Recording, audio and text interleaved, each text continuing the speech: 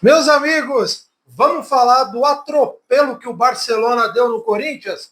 Barcelona da Catalunha, de Messi e Soares? Não, Barcelona de Guayaquil.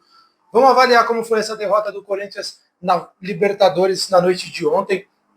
Vamos falar da falta de convicção que parece que o técnico Ramon Dias tem. Vamos falar das polêmicas e vamos falar se o retrospecto ajuda o Corinthians a virar esse jogo. Quero sua inscrição aqui comigo, vê se você já é inscrito e roda a vinheta.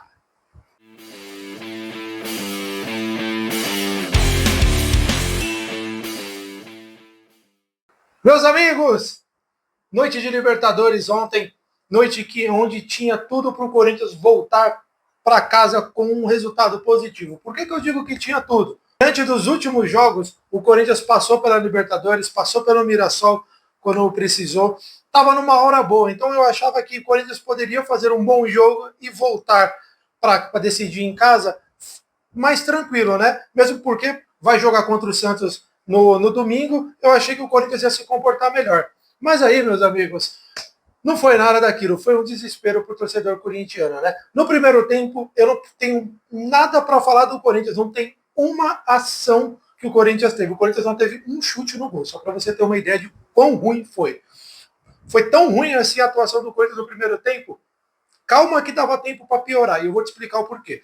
Mesmo ruim dessa forma, o Corinthians ainda conseguiu se manter ali no placar quase que até o final do primeiro tempo no 0-0. O Corinthians estava sofrendo no rebote da segunda bola. Então o Barcelona ele cruzava muito a bola na área, de um lado para o outro. Ele não conseguia chegar tabelando, fazendo infiltração ou quebrando linha com jogadores indo para cima. Isso esquece, né? Não iam conseguir mesmo. Porém, toda a segunda bola dava para ver que era treinado. Toda a segunda bola que eles ganhavam era chute no gol.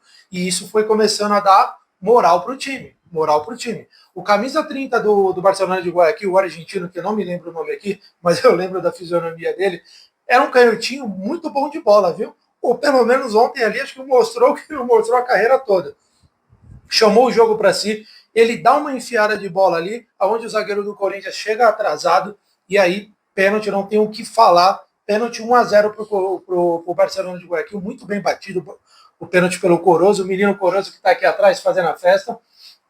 E aí, de novo, o Corinthians começou, eu falei, pô, agora vai, né? O Corinthians vai ir para cima ou vai querer manter isso? O que o Corinthians vai querer fazer agora? Vai depender muito do técnico. E aí o técnico, para mim, é peça fundamental no segundo tempo. Porque assim, o primeiro tempo acaba sem grandes ações, que nem eu falei, o Corinthians não chega e o Barcelona começou a gostar do jogo e viu que o bicho não era tão grande assim, não. Vamos para o segundo tempo.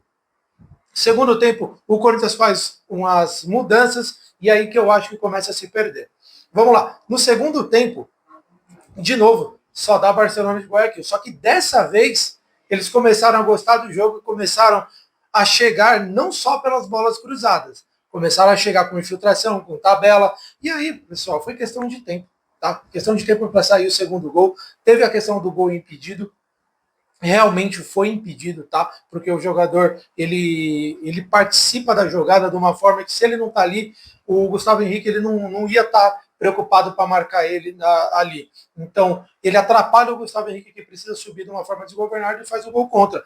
Acertada a decisão. É uma pena que a gente demora 6 minutos para contestar aquilo. Eu concordo que foi um lance difícil, mas 6 minutos, Comembol, 6 minutos no principal campeonato da América, poxa, não dá, né?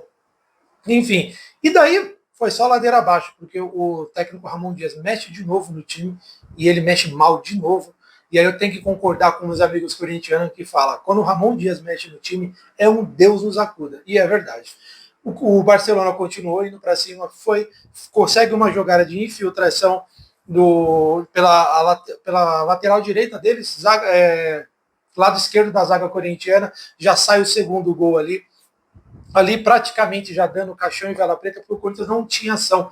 Para não falar que o Corinthians não teve ação, a única ação que o Corinthians teve foi uma chegada do Memphis, que para mim ele fez o que dava para fazer. Foi a única chegada, ele não tinha como tirar do marcador, não tinha como fazer nada, né? Ele foi lá, a bola veio, bateu na cara do goleiro, o goleiro pegou. Foi a única ação do Corinthians. Tá? Teve uma bola também acho que foi do Mateuzinho, o lateral que chuta na trave, mas já era tarde demais, né? Quando essa mexida do Ramon Dias coloca aí 3 atacantes, o time fica totalmente exposto, totalmente sem gás, e você vê que no terceiro gol tem 3 jogadores correndo atrás do ponta do Barcelona de Guayaquil, e ali é uma lambança total, porque ali deu para ver o desespero do time do Corinthians. Tem 3 jogadores na bola, ninguém consegue correr para antecipar. O Gustavo Henrique parece que estava de calça jeans molhada, não chega no meu ponta. Ele cruza, o Hugo falha demais, o Hugo vai quase até o pênalti para espalmar a bola e não consegue espalmar para fora. Sobra no pé do menino aqui, ó, Corozo, ele vai lá, cara, se você ver assim de frente, ele meio que ele dá um chute, mas ele se livra da bola, cara. Acho que ele fechou o olho e falou, vai. E foi, 3-0. 3-0 para o Barcelona de Guayaquil, e aí acabou com o time do Corinthians. Pensa que acabou? Não, dava tempo para mais. Nos 92, quase que o Barcelona faz o quarto, tá? Então, assim, foi humilhante a derrota. O Corinthians pagou caro o preço de não ligar o alerta pelas partidas ruins que ele fez. Fez uma partida muito ruim com outra universidade, fez uma partida, a minha opinião é que o Corinthians só jogou bola contra o Santos. E de lá para cá, os dois times tiveram 2 pontos totalmente diferentes. Enquanto o Corinthians, que só jogou bola contra o Santos, só teve atuações para baixo, o Santos teve atuações para cima. Mas enfim, não é a questão do Santos aqui, vamos falar do Corinthians. E o Corinthians não ligou esse alerta, né? Para mim, eu pensei, pô, depois que passou pelo sufoco pela Universidade, o time vai se comportar diferente. Se comportou diferente do Mirassol, mas também, assim, nada que justificasse uma grande atuação. O Corinthians passou, que nem a análise que eu fiz aqui, sem sustos. Mas, quando foi jogar agora com um adversário muito mais qualificado do que a Universidade, um time que estava invicto, se eu não estou enganado, são 13 jogos, é o 6º colocado no Campeonato Equatoriano. Eu não estou falando de nenhuma máquina aqui, mas é um time que complicou demais a vida do Corinthians, mas assim, fazendo coisas óbvias, tá? Fazendo coisas óbvias. Porque parece que esse time do Corinthians não tem convicção. O Ramon Dias ele usou 3 formações táticas diferentes. E a única que funcionou, ele acabou com ela. Por que eu falo que funcionou? No primeiro tempo, mesmo perdendo, pô, ele viu que o time não conseguia jogar, ele estava jogando com 3 zagueiros, só que o time não estava sofrendo, ou pelo menos estava sofrendo pouco. Não parecia que o Corinthians ia perder de goleada. Poderia perder, lógico, pelo como estava se desenhando o jogo. Porém, de repente, um contra-ataque empatava o jogo, fechava a casinha, via decidir Itaquera, onde que o time é forte dentro de casa. Só que não. Ele acaba o primeiro tempo, ele vai lá e tira o terceiro zagueiro do Corinthians. Meu, aí a casa acabou com o sistema do Corinthians. Ele colocou o Carrillo também do lugar do Alex Santana. Ele desfez todo o sistema que ele estava. E aí tem um outro ponto. No final do jogo ele me termina com 3 atacantes. Tava na cara que ia tomar mais. Parece que não estuda, sabe? Pô, parece que não... Cara, é difícil falar porque eu não tô ali, mas, cara, falta um pouco de estudo ali do time. Pô, falta um pouco de convicção ali de falar, pô, meu, 2-0 tá bom. Né? Já não dá, a ideia é não tomar mais. E parece que faltou o óbvio. Pô, vamos fechar a casinha, não tomar mais e tentar decidir em casa. É melhor tentar decidir com 2 negativos do que com 3. Né? Fora o psicológico como fica, cara.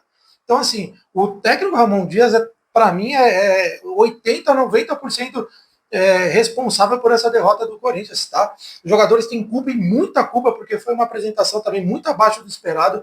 Seu Memphis Depay não teve ação nenhuma. O Yuri Alberto, que é o que eu falo que mais briga nesse time, também não teve ação, tá? Então, assim, o Garro, o principal jogador do time, ou pelo menos o que mais articula, o mais lúcido desse meio campo, não teve também uma atuação boa, só que aí, de novo, ele vai lá e tira o Garro. Pô, não era mais fácil ele ter peito para tirar o Memphis, ter colocado o Romero, deixar 2 caras rápidos para jogar, para tentar um contra-ataque, deixar com 3 zagueiros, a casinha fechadinha, 2 caras rápidos na frente, vamos brigar por uma bola, tá 2-0, mas se a gente faz de 2-1, decidir em casa era outra história, né? Agora com 3, tá difícil, viu? Lances polêmicos do jogo, vamos lá. O primeiro lance do Gustavo Henrique, a minha opinião, foi pênalti. Você pode dizer que foi sem querer. Foi sem querer sim, só que sem querer também é falta e sem querer também é pênalti.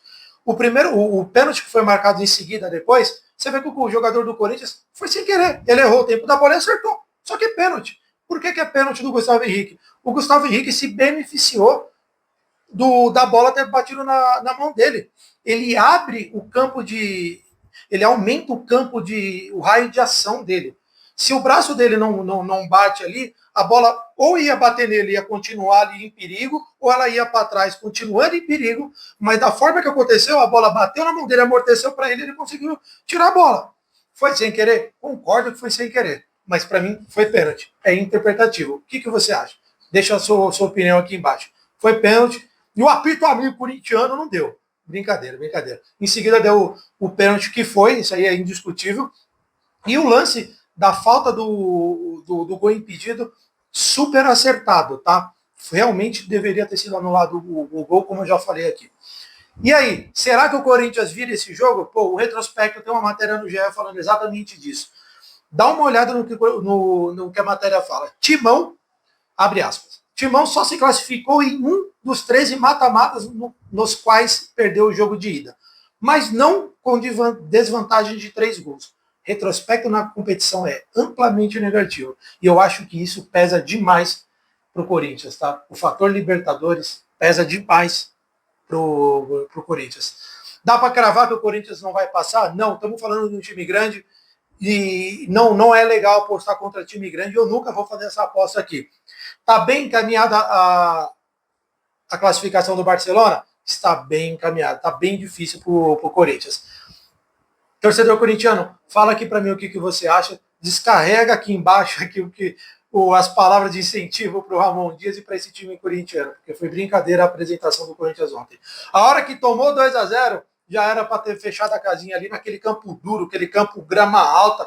Pô, fecha a casinha ali, sai sentando o sarrafo, 2 cartões amarelos ali, pronto, não tem mais jogo. Vamos decidir em casa onde que a gente era forte. Pô, será que não tem ninguém ali para fazer isso? Um capitão ali, faixa, um cara que sabe o que é Corinthians, o que sabe que é jogar em time grande, será que não sabe isso? Que pena. Pessoal, confere sua inscrição aqui, deixa seu like ajuda muito a gente a continuar com o canal aqui, que só está começando. Valeu, pessoal, um abraço e até o próximo vídeo, hein?